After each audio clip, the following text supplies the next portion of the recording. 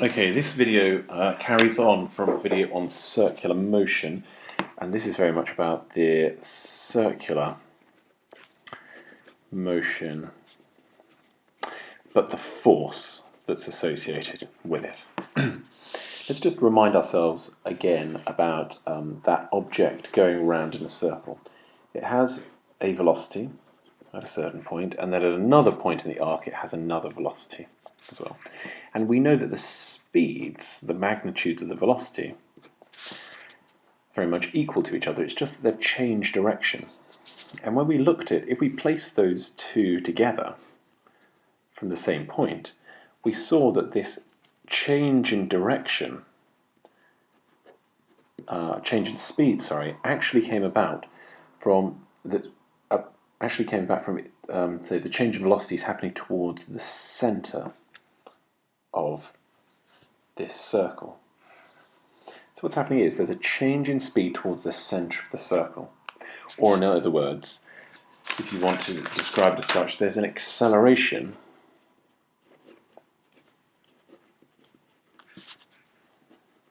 towards the center.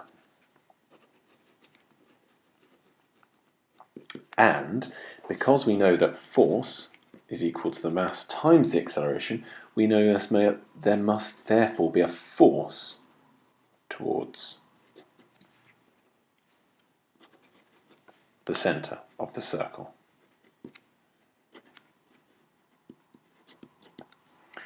Now that's a really important idea, because what is required therefore is towards the center of the circle is implied petal. So therefore we have a center, so we need a center-seeking force. Hold on, let me describe it like that. We need a center-seeking force in order to have circular motion take place. And the center-seeking force is called a centripetal force.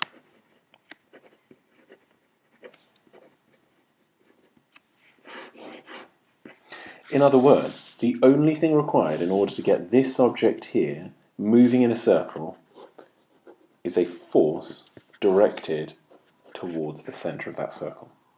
And then as it changes at this point here, similarly we need another force directed towards the center of the circle.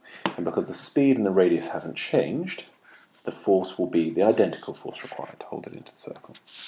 It's a centripetal force. Now the reason why I really press home this point is that lots of people are under the impression that as something goes around in a circle, then this object experiences a force, pointing out a centrifugal.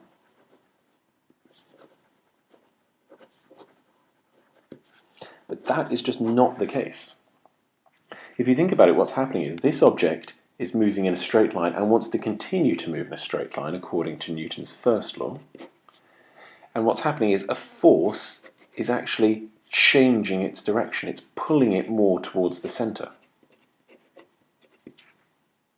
Once again, if it were to move to this point here, then there's a change in its velocity towards the center. If you were in a car and you were driving around the roundabout, it feels like you're moving to the outside of the car when the object turns around. But it's not that at all. You want to go to a straight line and the car is getting in your way of going in a straight line. So whereas you'd go there, the car has now turned and it's getting in your way. So therefore all you need is a centripetal force in order to go around in a circle. There is no such thing as centrifugal, and ignore it if there is.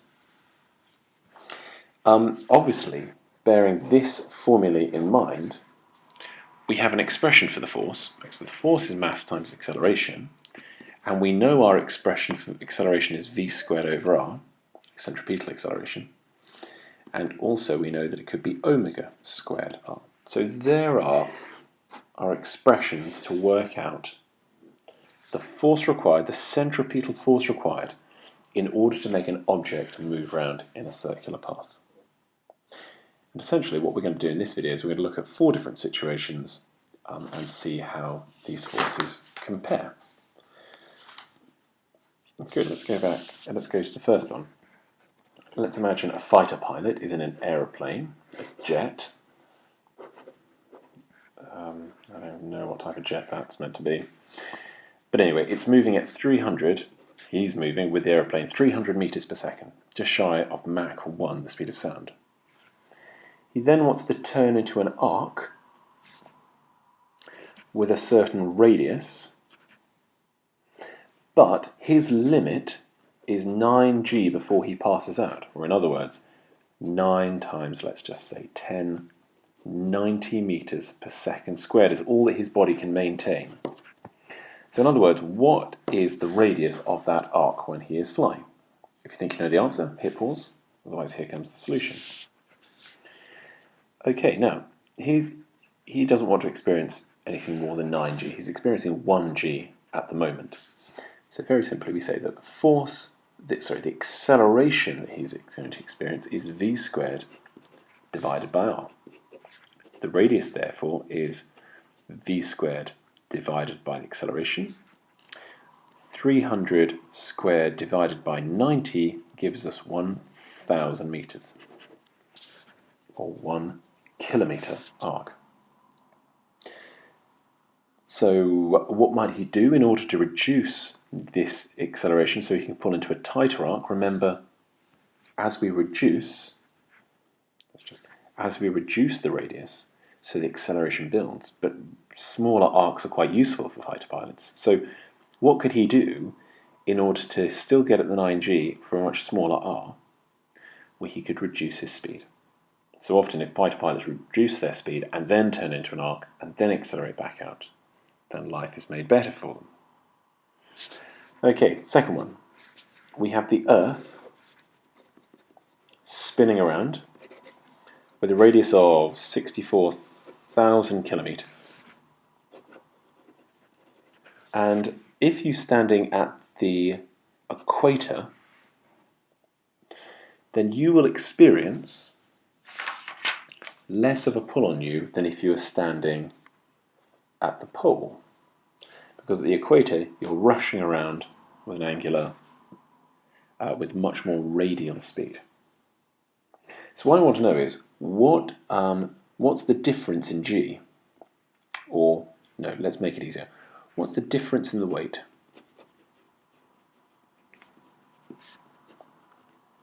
In your weight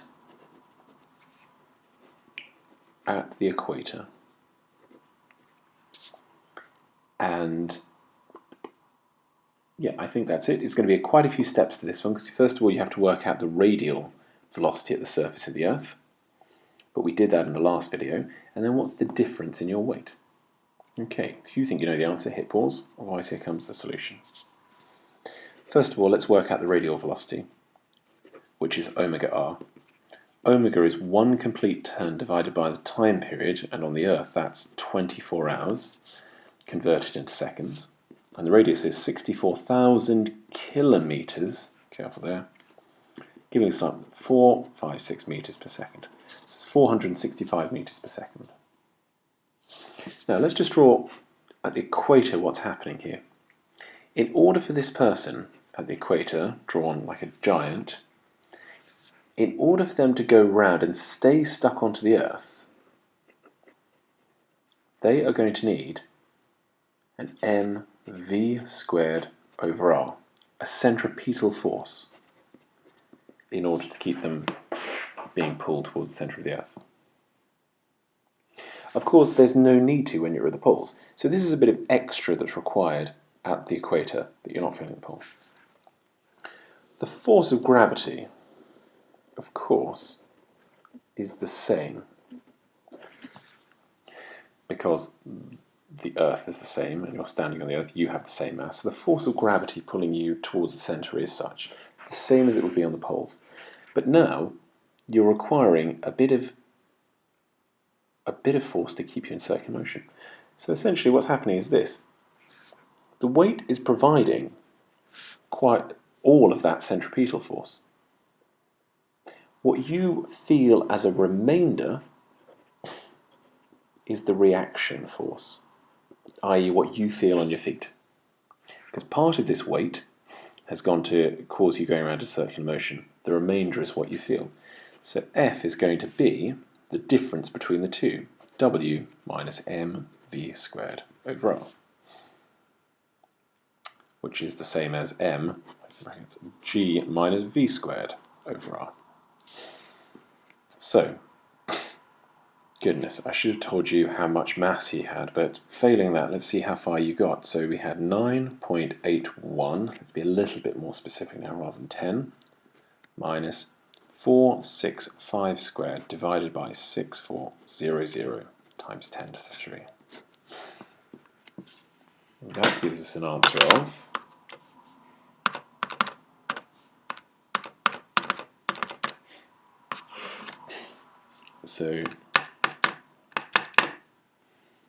it gives us m 9.78. It's tiny. Effectively, the weight is the same. A tiny difference to g. Okay, maybe quite a few steps on that one, but hopefully you understood what was going on. Let's give you another sense of, let's make it slightly easier, the third problem. Let's imagine you're going around a roundabout. We talked about this one as the sense of you might be moving to the outside of the car, but really it's the car that's moving towards you, getting in your way of going and obeying Newton's first law. Let's say you and the car are 1500 kilograms. You're moving at approximately 10 meters per second. And you're going around a roundabout that has a radius of 20 meters. So what is the force in the tyres required, or the frictional force between the tyres and the road, in order to create that circular motion whilst you're going at 10 meters per second, 20 meter radius arc at 1500 kilograms? If you think you know the answer, hit pause. Otherwise, here comes the solution. Okay, very simply, no rearrangement required, just mv squared over r. 1500 times 10 squared divided by the 20 meters, giving us a grand total of 7,500 newtons. 7,500 newtons provided by 4 tyres in order to cause that to happen. Okay, here's the second part. What happens if the force of the tyres are only 6,075 newtons? What's the new speed, maximum speed you can go around the roundabout without slipping off? So you know the answer, hit pause, otherwise here comes the solution. Okay, F is mv squared over r, a very simple rearrangement therefore.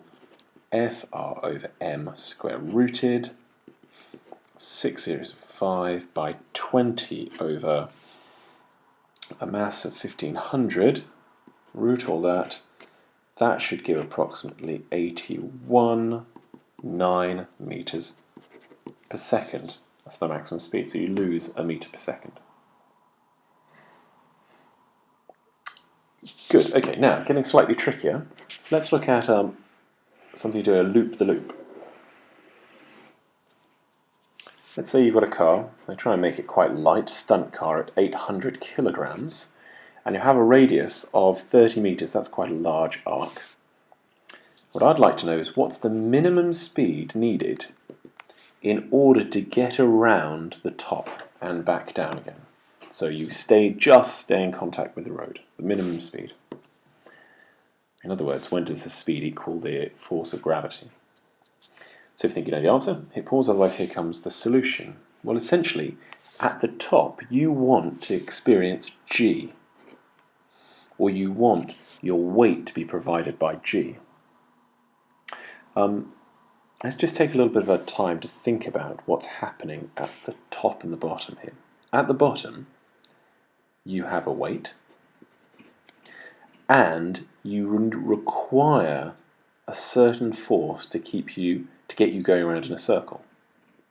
So therefore, that which you feel is going to be the whole of that vector. Now at the top you have a weight.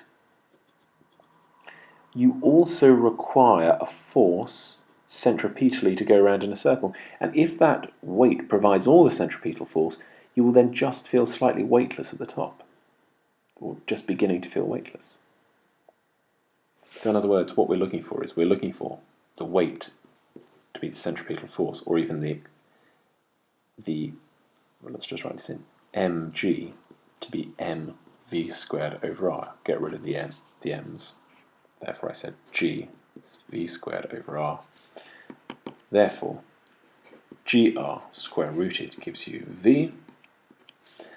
10 by 30 square rooted gives us about 17.3 meters per second. That's the speed you need to come in at in order to make sure you just make it over the top. Okay, but imagining these people are, wanting to make sure they guarantee the velocity is 20 meters per second. So now what I want to know is, what is the reaction force, or the force you're feeling, at the top, and the reaction force at the bottom? Think you know the answers? Hit pause. Otherwise, there comes the solution. Well, as we said, at the top, now what's happening is you have a weight, but you've also got a centripetal force that is slightly greater because you are going round at a slightly faster speed. Therefore, you're still looking for the difference between the two. So at the top, therefore, you're saying that F centripetal minus W will give you the force that you're feeling. mv squared over r minus W. I'm not going to have enough space here. Let's make sure this is really small. So we have a mass of 800 by 20 squared divided by 30 minus 800 times 10, the weight, gives us a grand total of 2700 newtons. I hope you can see that is what you're feeling at the top. At the bottom, however, you're now looking at, not only do you feel your own weight, but you require a centripetal force, so therefore the reaction is going to be the entire thing. In other words, the addition of the two, F centripetal plus the weight, is going to be your reaction, which is tiny here, but 800 times 20 squared divided by 30 plus 80 times 10, giving us 18 rounded 700 newtons. So 18700 newtons as opposed to 2700 newtons. So I hope you can see why that is different as it's shown there. Have a think about it. Okay, I think I've covered all the major bases, and hopefully that's starting to make sense and give you some use of circular motion equations.